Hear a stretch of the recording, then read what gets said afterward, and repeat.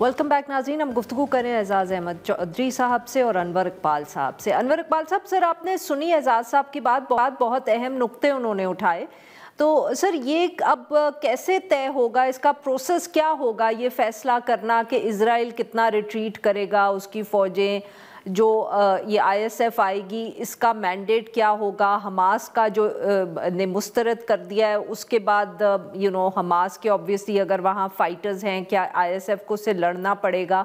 ये अब सवालात जो हैं सर इनको तय करने, इनके जवाब ढूंढने या तय करें, ये किस तरह प्रोसेस क्या होगा, ये UN सिक्योरिटी काउंसिल में होगा या ये बायलैटरली जो अमेरिका है वो मुख्तलिफ ममालिक के साथ तय करेगा? देखिए, अभी जैसे बोर्ड ऑफ पीस बन रहा है, उसके सरबराह जो हैं रस्मी तौर पे ही सही, वो सदर ट्रंप हैं और बात उसका उनकी जिम्मेदारी तो गवर्नेंस है और वहाँ रिकंस्ट्रक्शन है और वहाँ इमदाद पहुँचाना, रिलीफ पहुँचाना। लेकिन जाहिर है अगर जंग होगी तो ना रिलीफ जाएगी ना रिकंस्ट्रक्शन होगी। तो उसमें फिर अगर इसराइल की फौज भी वहीं बैठी रहे तो फिर भी कोई रिकंस्ट्रक्शन नहीं होगी, कोई रिलीफ वर्क नहीं होगा, वो फिर उसमें मुदाखलत करते रहेंगे।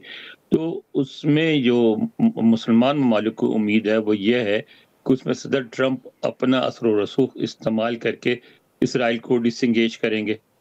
हमास के मामले में सदर ट्रंप को ये उम्मीद है कि मुसलमान ममालिक अपना असर व रसूख इस्तेमाल करके उसको मजबूर करेंगे कि वो अपने आप को डिसआर्म करे।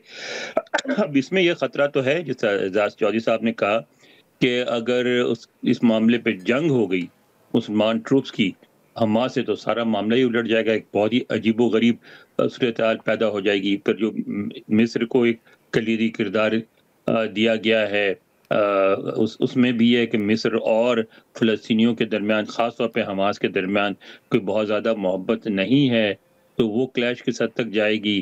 फिर जो फ़लस्तीनी रियासत की बात है वो बड़ी वेग है, उसमें भी कोई ऐसी ख़ास बात नहीं है जिसको ये कर सके।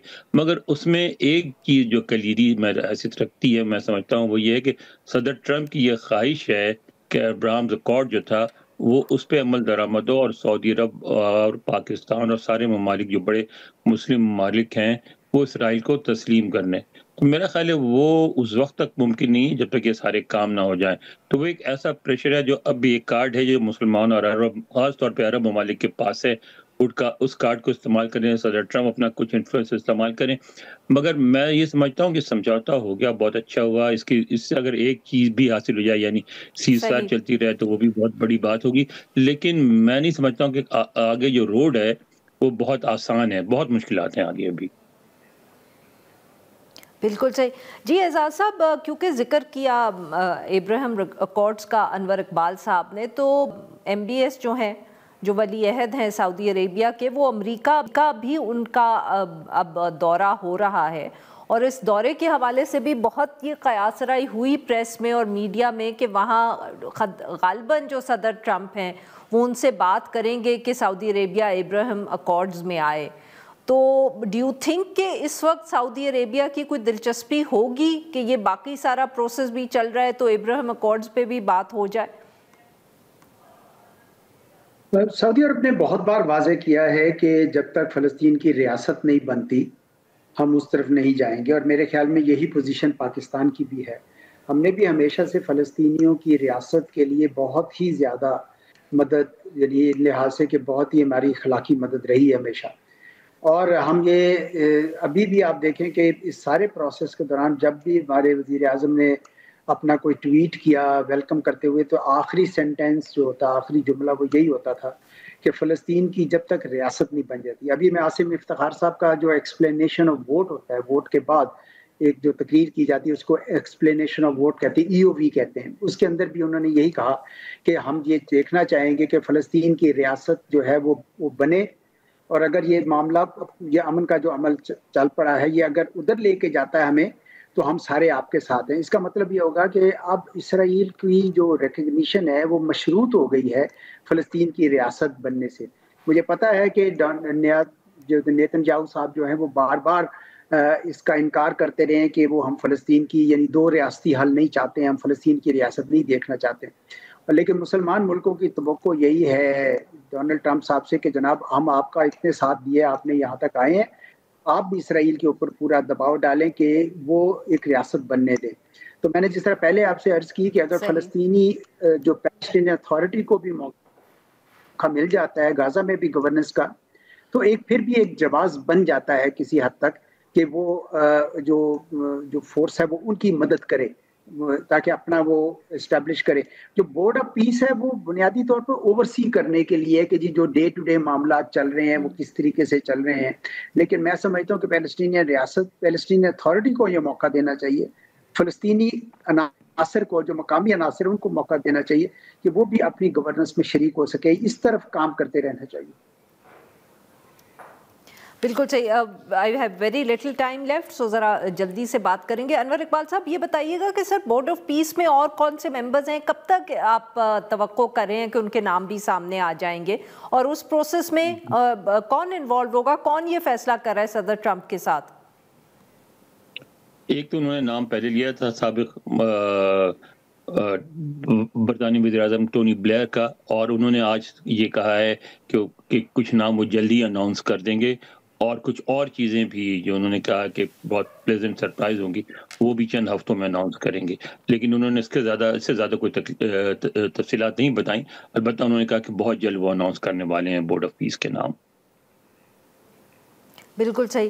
اعجاز صاحب آپ کے خیال میں سر اب یہ کتنا اور وقت آپ دیکھ رہے ہیں before the I S F force is formed, اس کا قیام بھی ہو جائے اور وہ غزہ میں پہنچ بھی جائے؟ کیا ہم مہینوں کی بات کریں یا سالوں کی؟ آئی مین آپ اس کو کس طرح دیکھ رہے ہیں سر؟ نہیں مہینوں کی بات کر رہے ہیں، میرا خیال کہ بہت دیر لگے گی، چند مہینوں میں یہ سلسلہ طے پا جائے گا۔ جلدی ہوگا آپ کے خیال میں؟ کچھ بہت زیادہ ٹائم نہیں لگے گا۔ ہاں انور اقبال صاحب، کیا اب ہمیں معلوم ہے اس حوالے سے کہ جو ایک دفعہ بورڈ آف پیس بن گیا تو اس کے بعد پہلے فورس کی اناؤنسمنٹ آئے گی، یا یہ جو کچھ سوال ہیں جیسے اعجاز صاحب نے بھی اٹھائے یا جن ایشوز کا ذکر کیا ہمارے امبیسڈر نے بھی، تو ان پہ بھی ساتھ ساتھ ہی بحث چلتی رہے گی؟ کچھ ٹائم لائن آن کہ you know what is going to happen next ایک دفعہ جب بورڈ بن گیا، کچھ واضح ہوا ہے یا کون یہ فیصلے کر رہا ہے؟ ساتھ فیصلے کرنے میں کلیدی کردار تو صدر ٹرمپ کا ہی ہے، لیکن ساری بات چیت ساتھ ساتھ ہو رہی ہے۔ یہ نہیں ہو رہا ہے کہ پہلے ایک کام ہو جائے تو پھر دوسرا کام۔ وہ سمجھتے ہیں کہ دونوں میں وقت جو ہے بڑا اہم فیکٹر ہے، اور وہ دونوں فیصلے جو ہیں وہ جلد از جلد کرنا چاہ رہے ہیں۔ بالکل صحیح۔ جی اعجاز چودھری صاحب، آپ کو لگ رہا ہے کہ جو مسلمان ممالک ہیں جن کے جیسے اب تحفظات کا بھی ذکر آپ نے بھی کیا، انور اقبال صاحب نے بھی کیا، بیکاز آپ نے ساتھ میں یہ بھی کہا، انور صاحب نے بھی یہ بھی کہا کہ سب کی دلچسپی اس میں ہے کہ لڑائی رک جائے، سیز فائر سسٹین ہو، تو جو ان کے تحفظات ہیں یا خاص طور پہ ان ممالک کے جنہوں نے فورسز بھیجنی ہے، وہ کتنی اس کو آپ کے خیال میں اسٹرانگلی اس کو ایکسپریس کریں گے، یا خاموشی سے اینڈ میں یہ فورسز چلی جائیں گی اگر وہ ایشوز نہ بھی ایڈریس ہوئے؟ کیونکہ جیسے آپ دونوں نے کہا سیز فائر جو ہے وہ سب سے زیادہ اہم ہے۔ جی میرے خیال میں یہ ایک اس وقت فضا جو ہے وہ تعاون کی ہے، اور اس لیے یہ سارے معاملات کے اوپر آپ نے دیکھا ہے کہ تقریباً سب شامل ہوئے ہیں۔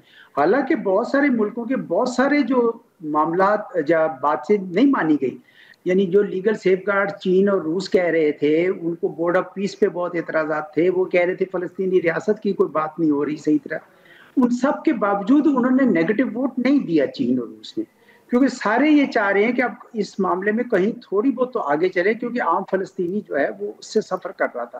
تو مجھے یہ خوشی ہے کہ پاکستان کی حکومت نے بھی یہی کیا کہ سب کے ساتھ مل کر فلسطینیوں کے حل کے لیے، کوئی اس مسئلے کے حل کے لیے آگے بڑھے۔ تو یہ لگتا یہ ہے کہ آگے بھی جو طے ہیں پروسیسز، ان کے اوپر بھی پروگرس تیز ہوگی اور جلدی ہوگی، مشاورت سے ہوگی۔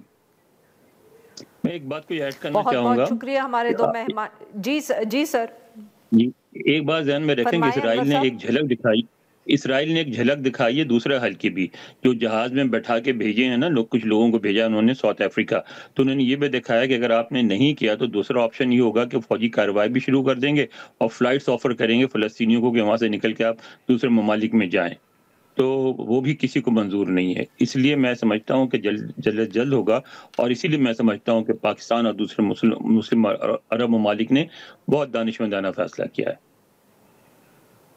بہت بہت شکریہ دو مہمانوں کا، انہوں نے ہمارے لیے وقت نکالا۔ ناظرین یہاں پہ لیتے ہیں ایک چھوٹی سی بریک کو، جب ہم بریک سے واپس آئیں گے تو ہم بات کریں گے جو ایک دفعہ پھر رپورٹ سامنے آئی ہیں کہ دنیا کے ممالک میں پاکستان کس نمبر پہ ہے انٹرنیٹ فریڈم یا انٹرنیٹ کے